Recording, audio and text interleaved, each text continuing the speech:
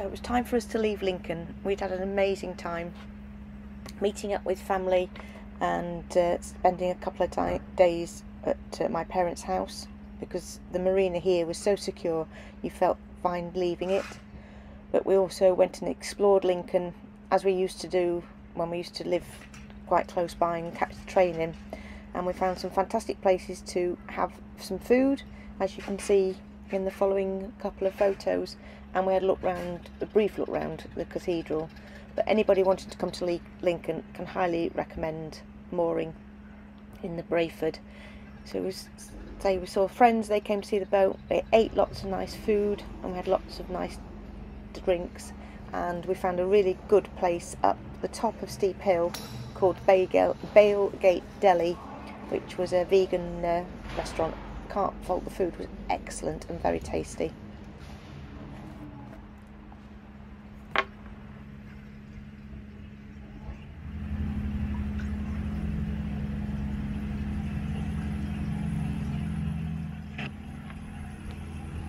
So we headed off with our friend Phil, because he'd come to stay with us while we were travelling up the Trent.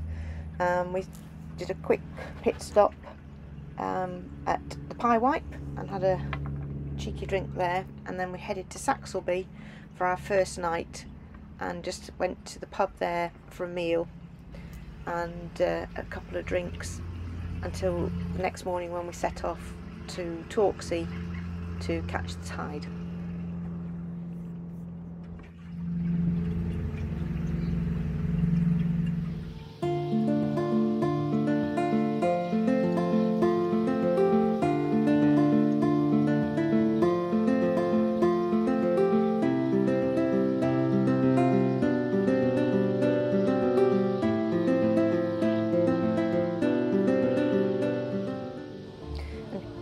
Phil had a go at steering, as you can see here, and he was very, very good at it. He didn't get confused like I did when I started learning.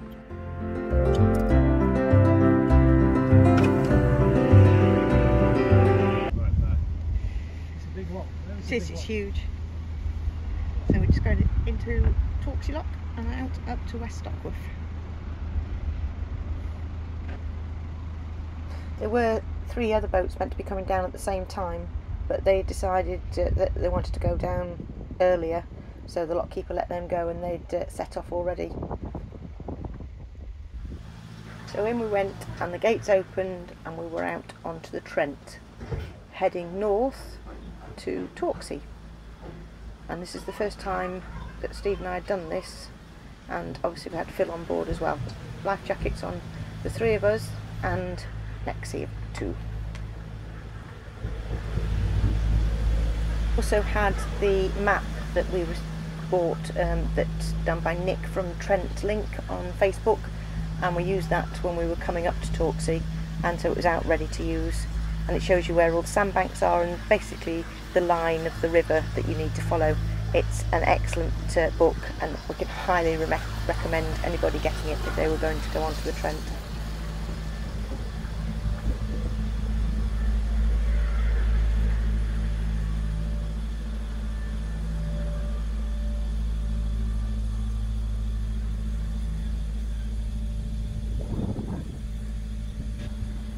So this part here is some moorings, so if it's a really early morning tide that you've got to catch, you can come through Torksey Lock and moor here on the left hand side, or alternative on the right hand side, and then leave at the recommended time by the lockkeeper.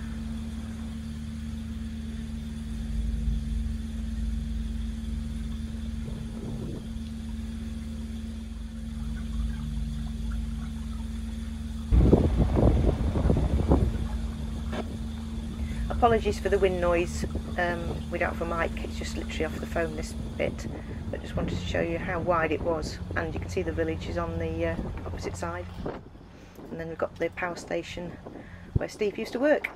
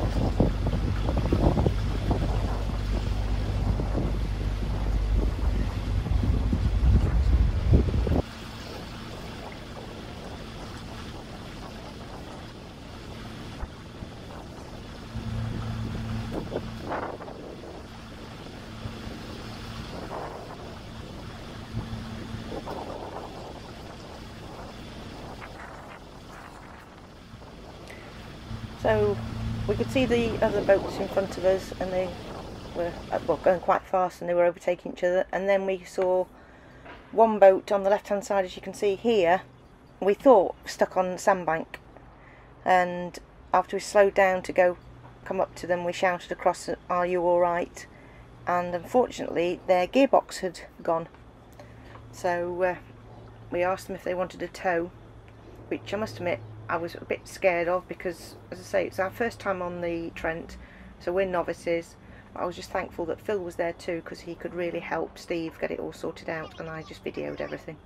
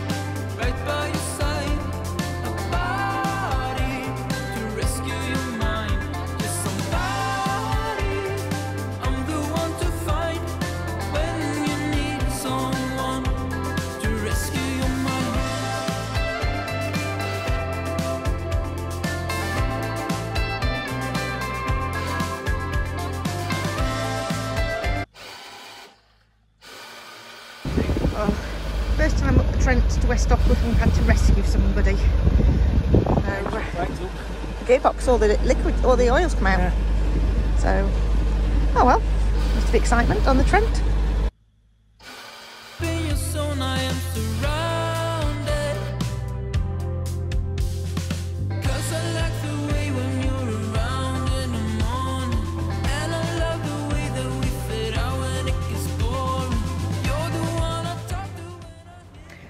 So once we got going, we contacted Torksey lockkeeper just to let him know what was happening. Well, David did, off of the boat. I can't remember what it's the name of the boat, I'm afraid.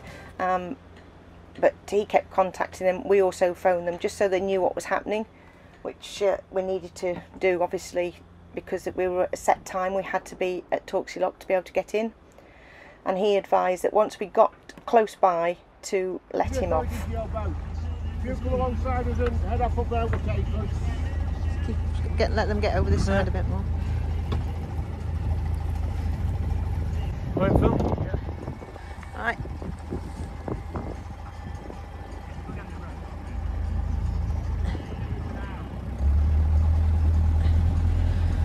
Nearly at West Ockwood Lock now, so they've trying the engine again. Fingers crossed it works. Okay, we're nearly there. I'll close off and away you go.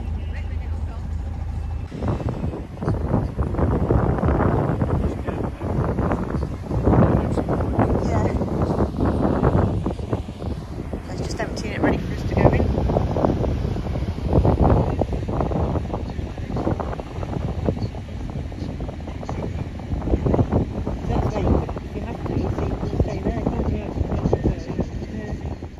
So David and Wendy were going to go in first, and we're just waiting for the gates to open. Then it was our turn. Make him watch him out if he does.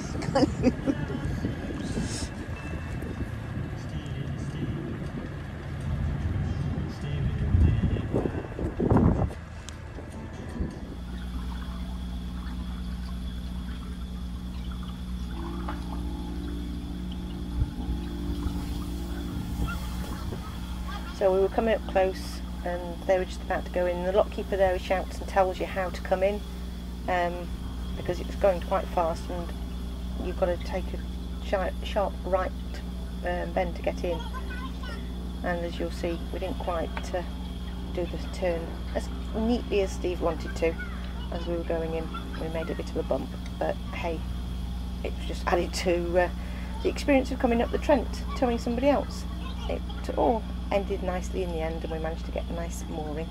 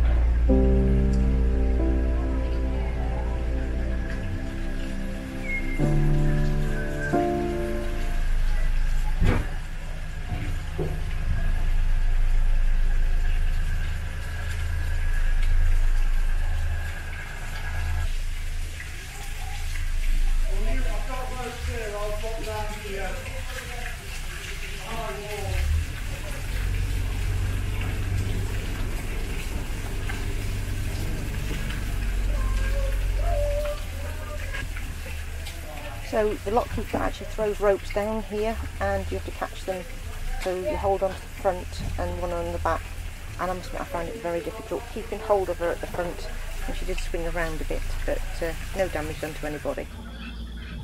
So the lock keeper opened the gates for us, and we were back onto a canal, the Chesterfield Canal, and I must admit I was very relieved.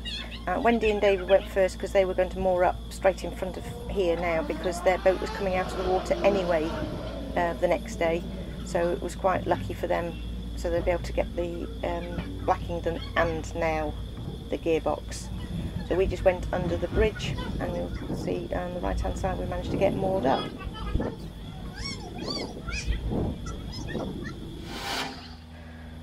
So we came out and we did turn around because we were going to try and moor up against them, but then obviously decision changed, and we went, as I said before, under the bridge, which you can see just coming up, and we managed to find a mooring just on the right hand side, which was perfect. Even though it was near the road, it wasn't noisy, just needed to use our tyres because there was a bit of a shelf, but it was perfect because we had visitors coming to see us, and it was just an ideal stop. And as I said, it was nice to stop and go and have a pint at the pub.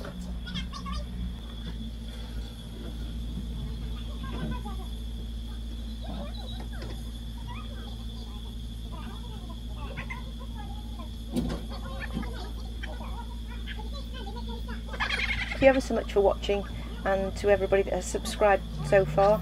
If you haven't done so, please hit the subscribe button and leave any comments. We love reading them, and we'll answer all your comments, and we'll see you at the next vlog. Bye.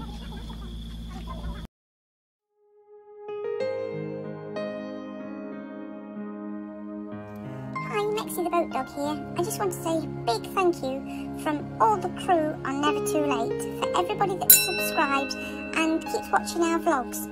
Don't forget you can comment too. Thanks ever so much. Bye.